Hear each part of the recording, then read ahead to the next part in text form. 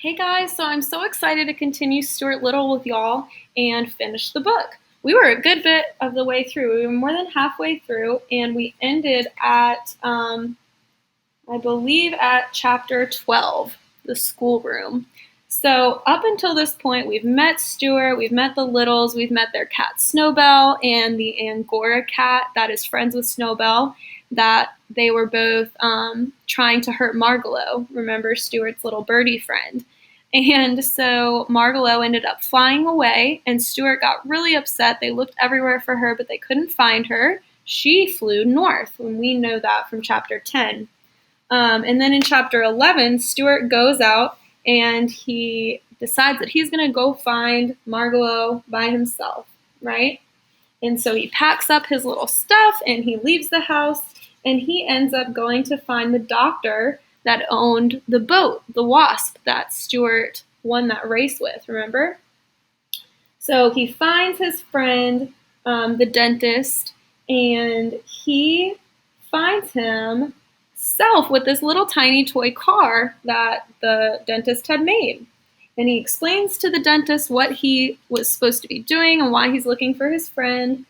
And they are going to try to help Stuart find Margalo and give him a little car. But then that car took off and Stuart didn't know how to drive it. And then, remember, in the end, it ran all the way around the room. It was invisible. They couldn't see it. And then it was crashed. So let's read this last little part of chapter 11 and then let's move on.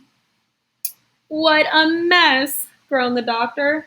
Stuart, I hope this will be a lesson to you. Never push a button on an automobile unless you are sure of what you are doing. Yes, sir, answered Stuart, and his eyes filled with tears, each tear being smaller than a drop of dew. It had been an unhappy morning, and Stuart was already homesick. He was sure that he was never going to see Margalo again. Poor Stuart. Let's go. Chapter 12, the schoolroom. While Dr. Carey was making repairs on the car, Stuart went shopping.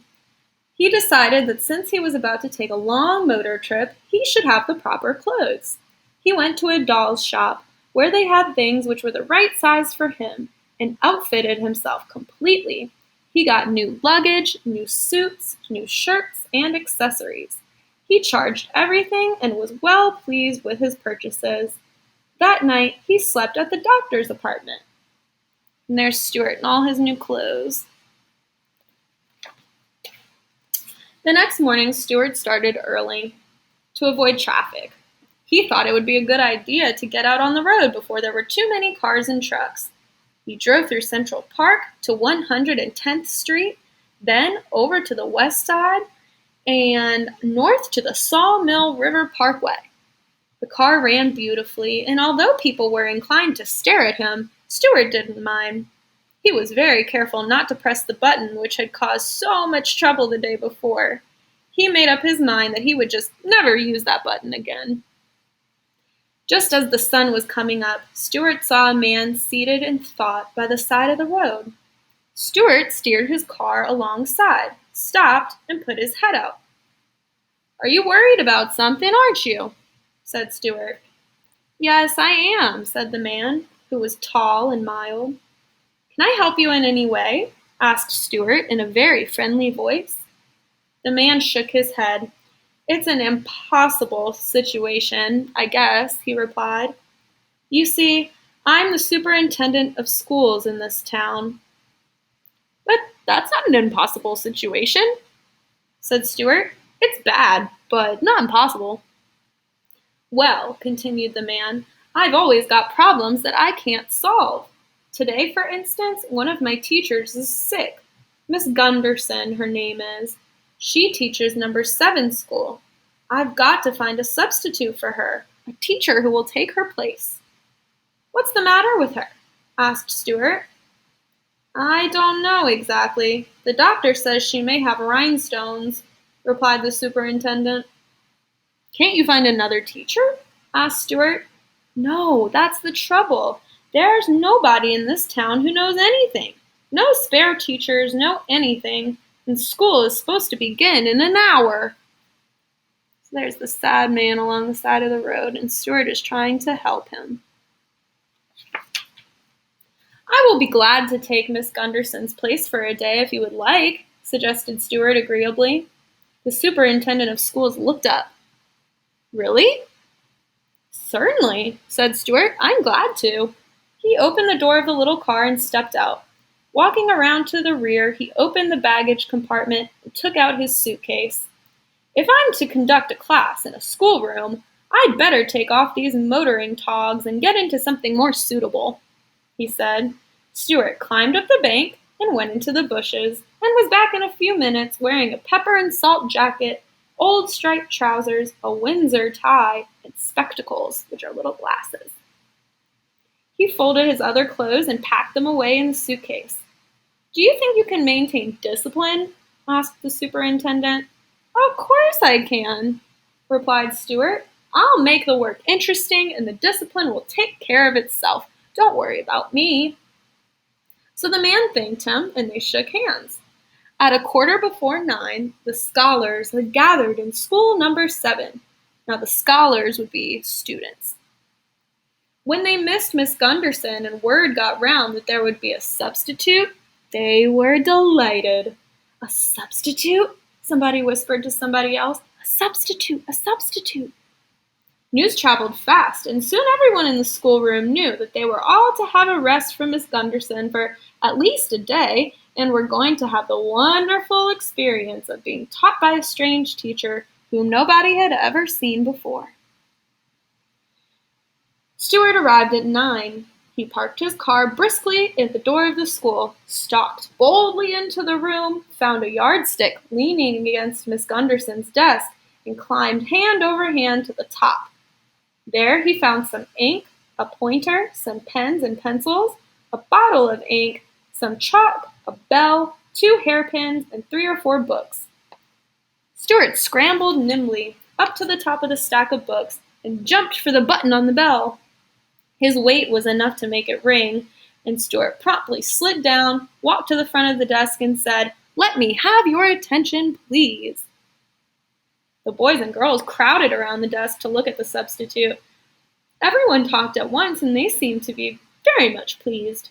The girls giggled, and the boys laughed, and everyone's eyes lit up with excitement to see such a small and good-looking teacher, so appropriately dressed.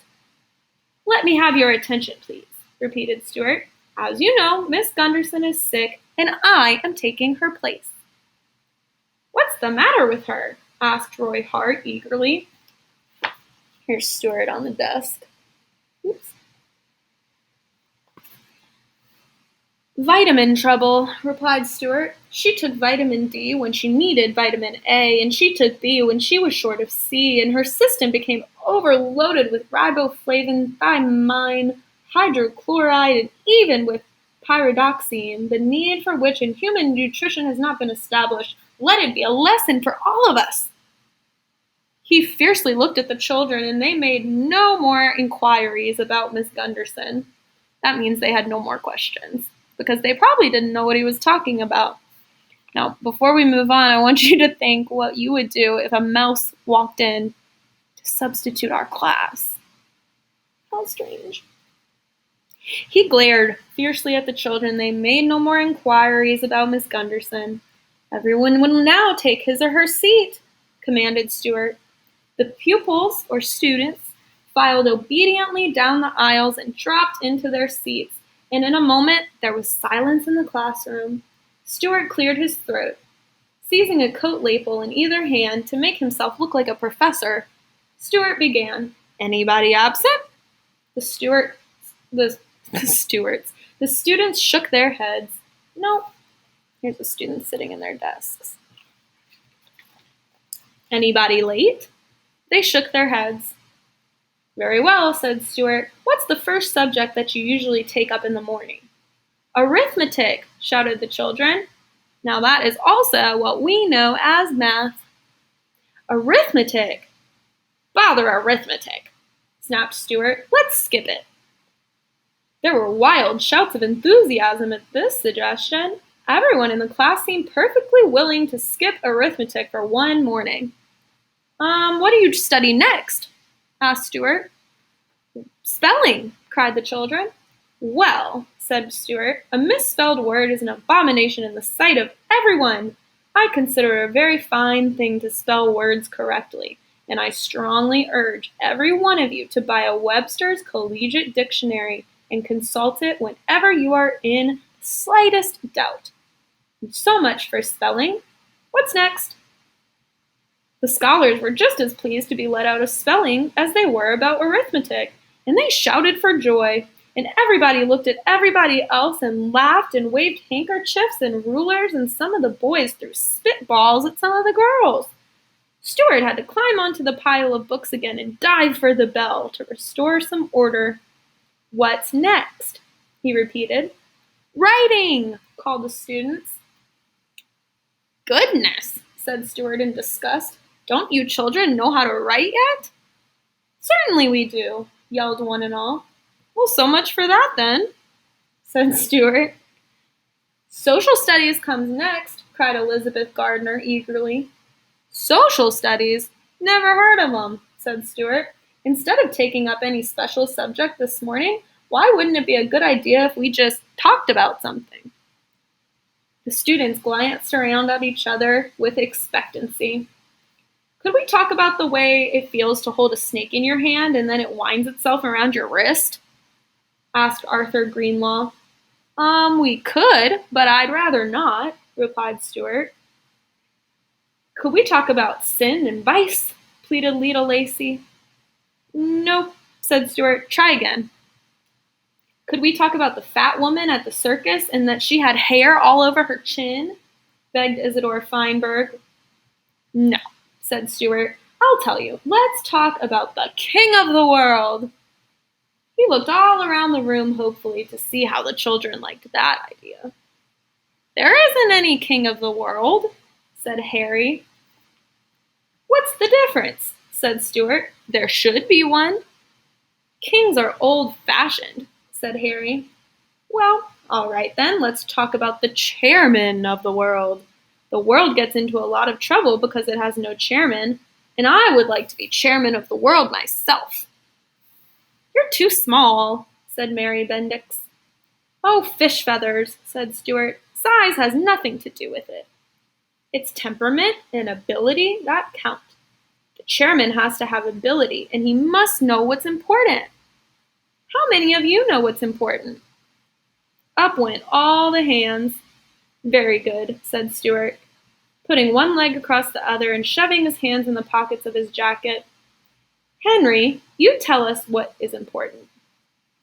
A little bit of sunlight at the end of a dark afternoon, a note in music, and the way the back of a baby's neck smells if its mother keeps it nice and clean, answered Henry. I love it, said Stuart. Correct. Those are the important things. You forgot one thing, though. Mary Bendix, what did Henry forget? He forgot ice cream with chocolate sauce on it, she said quickly. Exactly, said Stuart. Ice cream is so important. Well now, if I'm going to be chairman of the world this morning, we've got to have some rules. Otherwise, it will just be too confusing with everyone running about every which way and helping himself to things and nobody behaving. We've got to have some laws if we're going to play this game. Can anybody suggest any good laws for the world? Albert Fernstrom raised his hand. Don't eat mushrooms. They might be toadstools, suggested Albert. That's not a law, said Stuart, but that's some good friendly advice. Very good advice, Albert, but advice and law are not the same thing. Law is much more real than advice. Law is extremely real. Anybody else think of a law for the world? Never poison anything but rats, said Anthony Brindisi. That's no good, said Stuart. It's unfair to rats. A law has to be fair to everybody. Anthony looked sad. But rats are unfair to us, he said. Rats are objectionable. I know they are, said Stuart, but from a rat's point of view, poison is objectionable. A chairman has got to see all the sides of a problem. Have you got a rat's point of view? Asked Anthony. You look like a little like a rat. No, replied Stuart. I have the point of view of a mouse, which is very different. I see things whole. It's obvious to me that rats are underprivileged. They've never been able to get out in the open. Rats don't even like the open, said Agnes. Well, that's because whenever they come out, somebody hits them. Rats might like the open if they were allowed to use it. Any other ideas for laws? Angus raised her hand. Agnes, not Angus. There ought to be a law against fighting. Impractical, said Stuart. Men like to fight, but you're getting warmer, Agnes. Stuart, no scrapping? Asked Agnes timidly. Stuart shook his head. Absolutely no being mean, suggested Mildred. Very fine law, said Stuart. When I am chairman, anybody who is mean to anybody else is going to get it. That won't work, remarked Herbert. Some people are just naturally mean. Albert Fenstrom is always mean to me. I'm not saying it'll work, said Stuart. It's a good law, and we'll give it a try. We'll give it a try right here and now. Somebody do something mean to somebody. Harry, you be mean to Catherine. Wait a minute now. What's that you've got in your hand, Catherine? It's a tiny little pillow stuffed with sweet balsam. Does it say, for you I pine, for you I balsam on it? Yes, said Catherine. Do you love it very much? Asked Stuart. Yeah, I do, said Catherine. Okay, Harry, grab it. Take it away from her. So there's Harry grabbing it and taking it. Harry ran over to where Catherine sat, grabbed the little pillow from her hand, and ran back to his seat while Catherine screamed. Now then, said Stuart in a fierce voice, hold on. My good people, while your chairman consults the book of rules, he pretended to thumb through the book. Here we are, page 492. Absolutely no being mean. Page 560. Stop swiping anything. Harry Jameson has broken 2 laws, the law against being mean and the law against stealing. Let's get Harry and set him back before he becomes so mean people will hardly recognize him anymore. Come on! Stuart ran for the yardstick and slid down like a fireman coming down a pole in a firehouse. He ran toward Harry, and the other children jumped up from their seats and raced up and down the aisles and crowded around Harry, while Stuart demanded that he give up that little pillow. Harry looked frightened, although he knew it was just a test, so he gave Catherine the pillow back. There, that worked pretty well, said Stuart.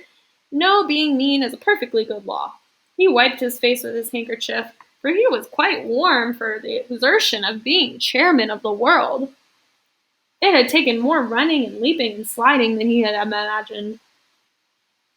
Catherine was very much pleased to have her pillow back.